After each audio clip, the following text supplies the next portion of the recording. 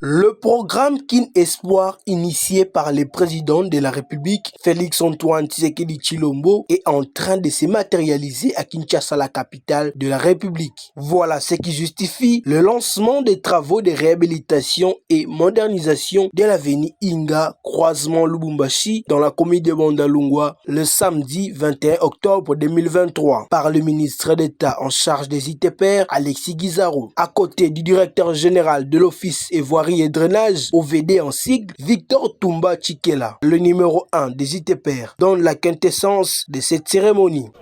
Nous ne sommes pas un gouvernement de parleurs. Au-delà de la parole, nous agissons. Et aujourd'hui, une fois de plus, nous sommes venus lancer un projet qui va changer le quotidien des Kinois.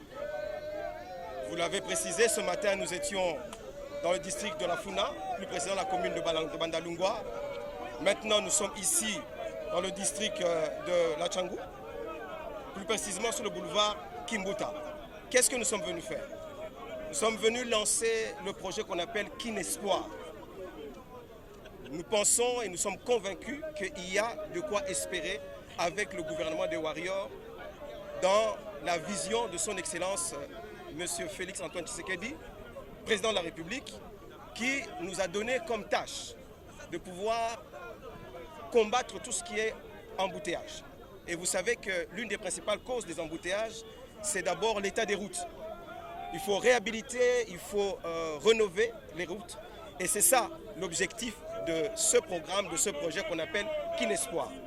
Nous allons rénover 200 km ici à Kinshasa, dans les 4 districts de la ville. Et donc là, c'est aujourd'hui un jour de lancement.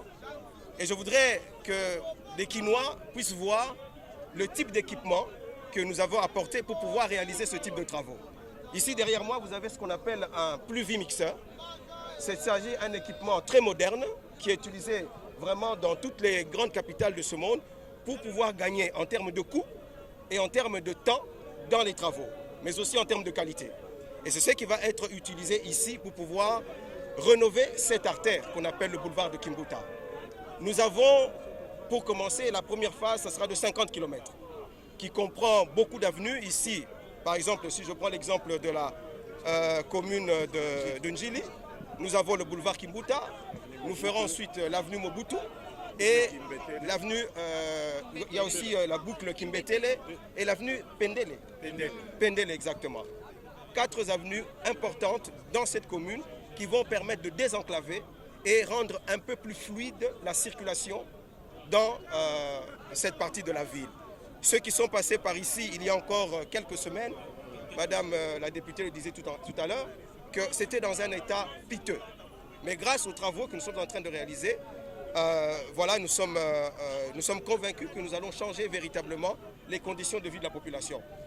Et c'est un projet qui est tellement important que vous voyez que nous sommes entourés du gouverneur de la ville, qui a bien voulu nous accompagner aujourd'hui, ainsi que quelques députés nationaux et l'OVD, qui fait bien sûr la maîtrise d'ouvrage. Je tiens à préciser qu'il s'agit ici d'un projet en PPP, partenariat public-privé, avec une entreprise qui a fait confiance au gouvernement en disant « moi je vais préfinancer les travaux ».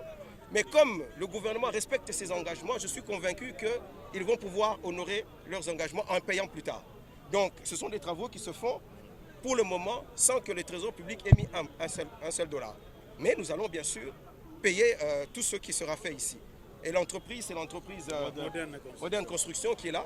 Faisant une pierre deux coups, le ministre d'État en charge des ITPR, ensemble avec les DG de l'OVD, ont terminé la cérémonie sur l'avenue Kimbuta, dans la commune d'Njili, où cette avenue sera réhabilitée par l'entreprise MC Moderne Construction.